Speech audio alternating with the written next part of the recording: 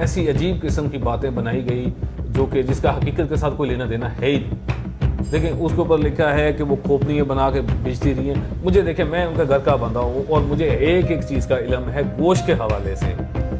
खोपड़ी किधर करते थे? सर खोपड़ी वाला तो ऐसे ही किसी ने छोड़ा है, वो खोपड़ी का कोई कॉन्सेप्ट नहीं है। छत पे पहनते थे। नहीं, ये झूठ है, ये बिल्कुल झूठ है, ये बिल्कुल झूठ है, सरासर झूठ है। खोपड़ी वाला ये शायद वो चंगेज खान वाली कहानी वो उसमें मिला रहे हैं शायद कोई इस तरह से। खोपड़ी वाला कोई सिलसिला नहीं, खोपड़ी का कोई मामला नहीं था। हाँ, ये जब जानवर, हत्ता कि वहाँ पर जानवर जो ज़िबा करता था उसकी भी जो सिरी होती थी वो भी मैं साथ लेके आता था। अच्छा, तो ये जो बुशरा तस्कीन है, आप जानते हैं इसको? मैं इनको बजाते को नहीं जानता था, ये मेरे पास आई सिर्फ 2 दफ़ा आपके पास है? मेरे पास 3 दफ़ा आई। 3 दफ़ा? हाँ, 3 दफ़ा आके तीसरी दफ़ा जब वो आई है उन्होंने काफ़ी सारी चीज़ें मेरे साथ कवर करने की कोशिश की, जो कि मैं फिर उनको आखिरी मुलाकात इसलिए हुई इस तरह के उनको अंदाज़ा हो गया कि इधर से नहीं मिलेगा कुछ। इन्होंने आके मुझसे गोश्त वगैरह लिया और अच्छा, इसी दुकान पे, इसी जगह पे मैं मौजूद, इधर ही खुद ही भी मैं इधर ही खड़ा था। तब मेरे मुलाजिमीन नहीं थे, मैं खुद खड़ा था उस इत्तेफाक से। खान साहब के घर जो गोश्त जाता था खोपड़ी में भी जाती थी। मैंने तो पहले तो उनकी बात सुनी कि ये कहना क्या चाह रही हैं, फिर उन्होंने मुझे कहा कि ऊपर जो गोश्त था वो भी जाता था। तो मुझे फोर्सफुली ये कहती रही हाँ कि आप इस तरह करो कि आप ये बताओ कि वो खोपड़ी पर रखते थे, ये चीज़ें करते थे, और आपने उनको ये बताया कि नहीं ऐसा कुछ नहीं होता। हाँ बिल्कुल, मैंने ऐसी चीज़ें उनको और उसके बावजूद उन्होंने ये चीज़ें लिख दी। उन्होंने कहा, उन्होंने शायद मुझे इसमें थोड़ी सी ऑफर करने की भी कोशिश की।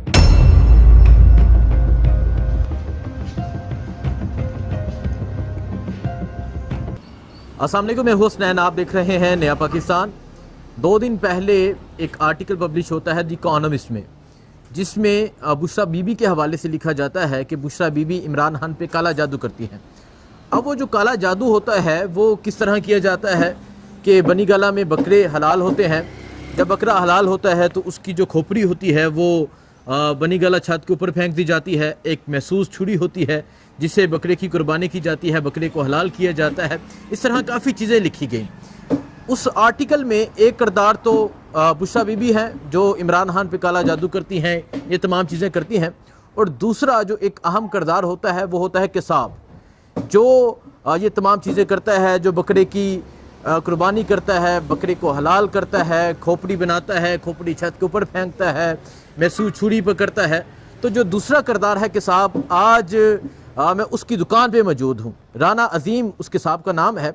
तो आज राना अजीम से बात करेंगे, पूछेंगे कि ये जो आर्टिकल पब्लिश हुआ बुशरा बीबी के हवाले से, इसकी हकीकत है क्या वो ये चीज़ें करता रहा है, क्या ये तमाम चीज़ें हुई हैं, और जिस खातून बुशरा तस्कीन ने ये आर्टिकल पब्लिश किया वो खातून ने इस राना अजीम से किस तरह रब्ता किया, क्या बातें हुई। तो आइए चलते हैं। आज मैं उस राना अजीम जो किसाब हैं उनकी दुकान पे पहुंचा हूं, तो इनसे बात करते हैं। ये राना अजीम साहब हैं जी। अस्सलाम वालेकुम, कैसे हैं आप? ठीक है, ठीक है जी।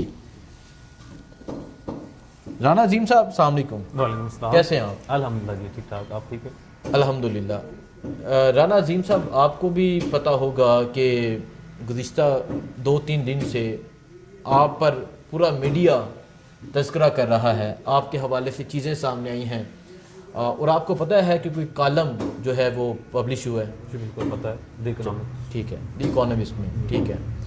अब राना अजीम साहब ये बता दें कि आप वाकई ही बनी गाला में खान साहब के घर में गोश्त प्रोवाइड करते रहे हैं? जी, मैं पिछले 15 साल से खान साहब को 15 साल से गोश्त प्रोवाइड कर रहा हूँ। 15 साल हो गए, और उसके अलावा बनी गाला में मुझे 15 साल ऑलमोस्ट हो गए। तो एक अरसा हो गया उनके साथ मेरा एक ताल्लुक़ है 15 साल से। अच्छा, 15 साल से आप बनी गाला में खान साहब के घर जाके? बिल्कुल, उनको जा गोश्त देता हूँ। गोश्त देते हैं? गोश्त का कोई भी मामला है, गोश्त के लिहाज से किसी किस्म की कोई भी चीज़ होती है तो वो मैं प्रोवाइड कर रहा हूँ पिछले 15 साल से। ठीक है, मतलब अब यहाँ से गोश्त अपनी दुकान से बना के लेकर जाते हैं? जी बिल्कुल, दुकान पे जो घर का गोश्त है, स्टाफ का गोश्त है, वो मैं यहाँ पर तैयार करवा के खुद बना के और बजाते खुद भी दे आता हूँ, कभी मेरे मुलाजिमीन दे आते हैं, तो ये मैं उनके साथ जो है गोश्त का मामला मैं दे रहा हूँ। ठीक है। अच्छा राना अजीम साहब, ये बता दें कि क्या आप जो बकरा जिसको हलाल करते हैं वो सिर्फ यहाँ करते हैं या फिर बनी गाला में जाके भी करते हैं? नहीं जुल्म भाई, इस तरह है कि ये जो सदक़े का बकरा होता था, अक्सर सदक़े का बकरा हम तब प्रोवाइड करते थे जब खान साहब ने दौरे पे जाना होता। ये मैं उस वक्त की बात कर रहा हूँ जब खान साहब वज़ीर आज़म थे। उस वक्त वज़ीर आज़म के दौरान उनका सदका देकर उनको हम भेजते थे तो दौरे के लिए ज़िबा करते थे। यहाँ से बकरा लेके जाना, वहाँ पर ज़िबा करके बना के काट के और कुछ हिस्सा जो वहाँ पर दे के बाकी सारा हिस्सा उठा के मैं इधर लेके आता था, जो कि गरीब गुरबा को इधर हम तकसीम करते थे। क्योंकि मेरे एरिया में गरीब गुरबा एरिया है इस साइड पे, तो इस पे मैं बजाते खुद ये जो चीज़ें हैं बांटता रहा हूँ। ठीक है, मीन्स आप वहाँ जाके भी गोश्त हलाल करते रहे जो सदके का बकरा होता था। जी बिल्कुल। और वहाँ गोश्त आप बनाते थे। जी बिल्कुल। और बना के जब हम सब वज़ीर आज़म थे। जी बिल्कुल बिल्कुल। बना के फिर उसके बाद आप कुछ वहाँ दे देना और कुछ बाकी सारा हम ला के इधर ही गरीब गुरबा में मैं अपने हाथ से वो बांटता रहा हूँ, पैकेट्स बना के। और ये 15 साल से 15 साल से, पिछले 15 साल। बुशरा बीबी के आने से पहले भी? हाँ, रेहाम खान के दौर में भी मैं मतलब करता रहा हूँ।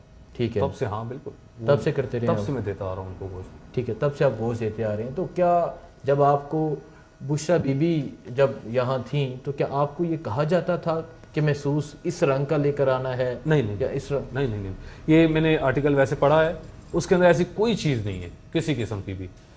वो बस शर्त ये होती थी कि सदके के लिए बकरा हो जो कि सदके के लिए लगता हो।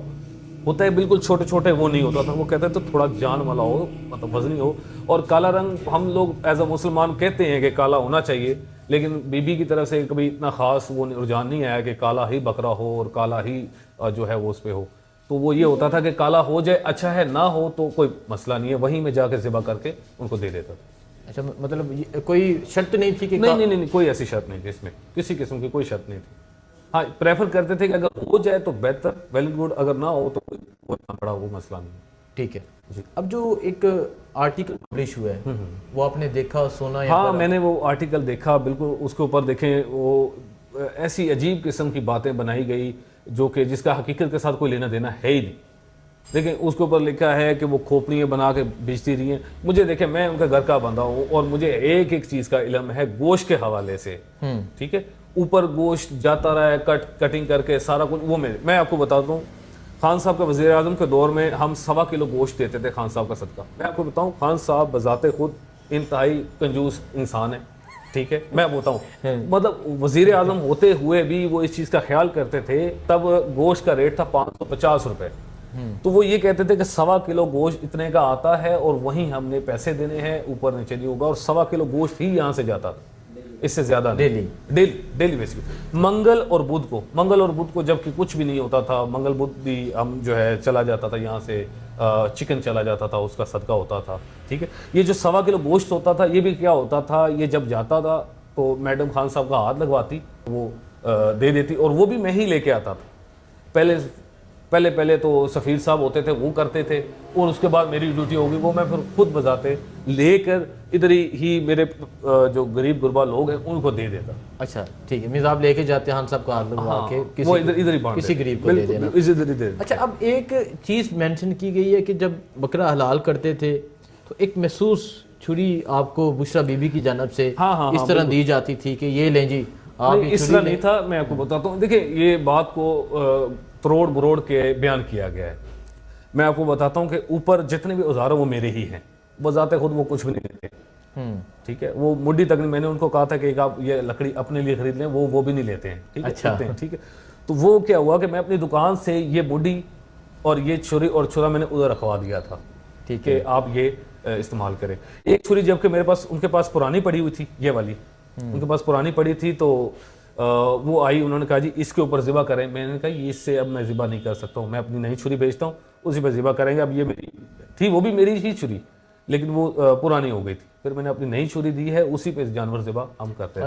आपको कोई स्पेसिफिक या कोई खास छुरी? नहीं, बिल्कुल ऐसा नहीं। वो जो अंदर सामान बनी गला में वो भी मेरा ही था, मेरा ही पड़ा होता था। और वो पड़ा भी नीचे जो हमारी है ना नर्सरी नीचे बनी हुई है, जिधर हम पौधे वगैरह लगाते हैं खान साहब, उधर नीचे एक बाड़े में पड़ा होता था सामान। जब जरूरत होती थी तो वहां से उठा के लेके आते थे। खोपड़ी किधर करते थे?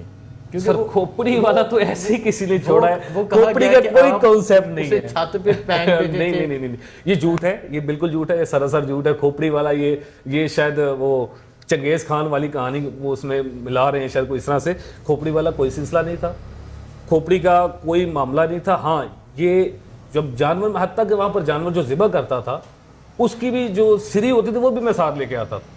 अच्छा हाँ, वो यहाँ पर कुछ ऐसे गरीब गुरबा होते हैं जिनको वो खोपड़ी भी मैं बना के काट के दे देता था। अच्छा, मीन्स वो जो सीढ़ी होती थी किसाब भाई हमारे कह रहे हैं कि वो ये सरासर झूठ है कि वो छत के ऊपर रख देना या ये चीज़ें करना। वो कह रहे हैं कि वो जो सीढ़ी, वो जो खोपड़ी होती थी उसे वो अपने साथ लेकर आते थे और उसे बना के आप किसी बना के इधर ही दे देते। उसके अलावा चमड़ा होता था, उसकी और चीज़ें होती थी जो मैं खुद रख लेता था, खुद रख, जो मेरी अलहदा सेल हो जाती थी।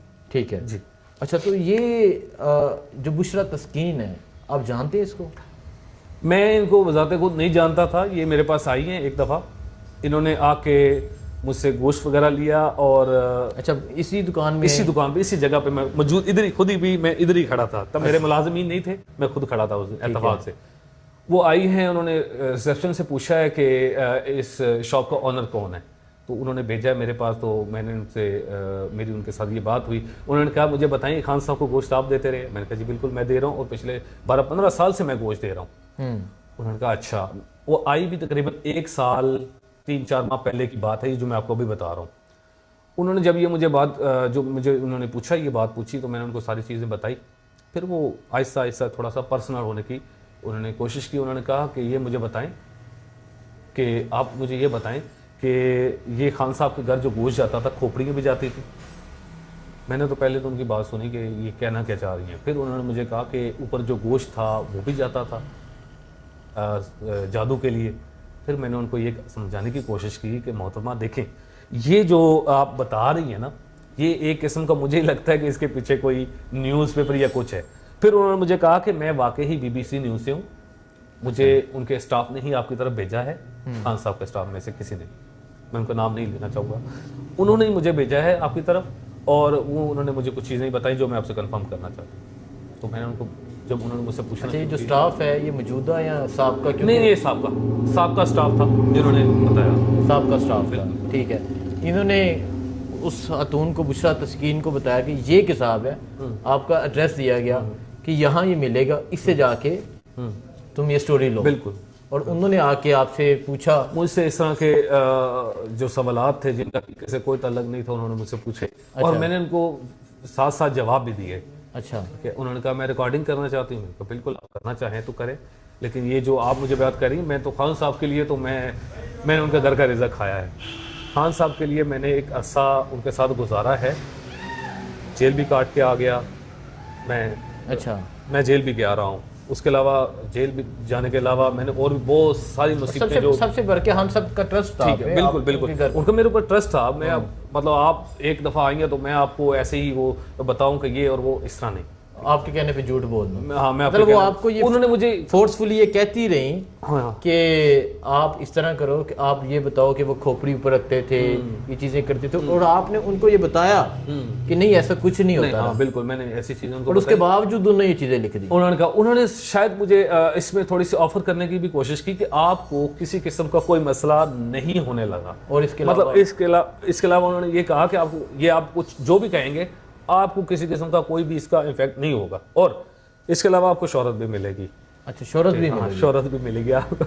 नहीं, कौन सी शोहरत वो आपको देना मुझे नहीं अंदाजा, लेकिन वो देखिए वो इन वर्ड्स में जो वो बताना चाह रही थी, जिस तरह वो कहना चाह रही थी, मैं आपको वो बता रहा हूँ, ठीक है। और वो रहती जिस तरह भी मामलात हैं, वो उन्होंने मुझे अपना तारुफ करवाया था। सिर्फ 2 दफा आपके पास आई? मेरे पास 3 दफा आई वो। 3 दफा?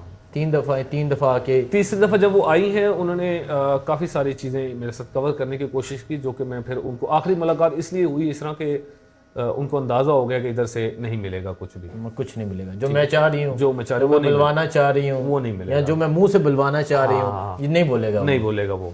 ठीक है, इस तरह से हकीकत को वो तस्लीम नहीं कर रही थी। बिल्कुल इसी तरह से। देखिए जी, ये अब असल कहानी थी। अभी मैं, जो हमारे किसाब हैं राना रिजवान साहब, राना अजीम साहब, इनके पास मैं यहाँ पहुँचा और आने का मकसद ये था कि एक आर्टिकल जो पब्लिश हुआ जिसमें एक बपर्दा खातून के हवाले से इल्ज़ामात लगाए गए कि वो काला जादू करवाती थी, वो इस तरह की चीज़ें करवाती थी, इसकी हकीकत क्या है। तो अभी राना अजीम साहब से बात हुई तो इन्होंने बताया कि वो खातून बुशरा तस्कीन मेरे पास आई, मेरे पास आके मुझे कहती रही कि तुम ये बोलो कि खोपड़ी छत के ऊपर रखते थे या ये चीज़ें रखते थे, तो मैंने कहा ऐसी कोई हकीकत ही नहीं है और ना ऐसा कभी हुआ है। और फिर ये कहते हैं कि जो छुरी के हवाले से कहा गया कि एक महसूस छुरी, तो उन्होंने कहा कि वो छुरी मेरी ही थी जिसे मैं वहाँ जाके चीज़ें हलाल करता हूँ या कुर्बानी करता हूँ। और फिर इनसे मैंने सीरी के हवाले से पूछा तो उन्होंने कहा वो मैं हमेशा साथ लेकर बिल्कुल बिल्कुल मैं साथ लेके आता रहा हूँ। ये जब ज़िबा करवाते थे तो मैं खुद लेके आता रहा हूँ, साथ लेकर आता रहा हूँ। तो अब ये राना अजीम साहब हैं जी, जिनके हवाले से ये तमाम स्टोरी पब्लिश की गई और एक झूठा बयानिया बनाने की कोशिश की गई। और अगर बात यहाँ तक आ चुकी है कि एक किताब को आप इस्तेमाल कर रहे हैं एक बापर्दा खतून के हवाले से, तो बेहतर है अडयाला जाके माफ़ी मांग लो। बिल्कुल। दुआ में याद रखें। अल्लाह हाफिज़।